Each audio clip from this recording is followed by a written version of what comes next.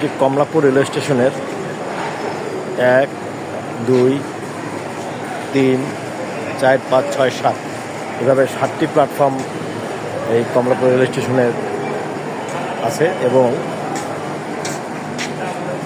এই 7টি প্ল্যাটফর্ম হচ্ছে মূল প্ল্যাটফর্ম।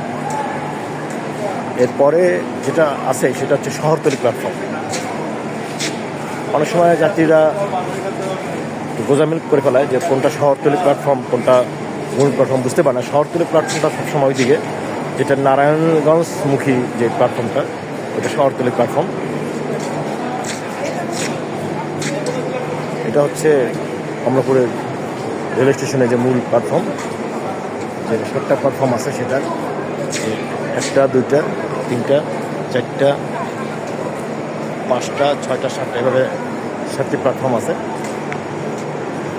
এই হলো কমলাপুর রেল স্টেশনের ভিতরে প্ল্যাটফর্মগুলো, অনেক বড় একটা প্ল্যাটফর্ম।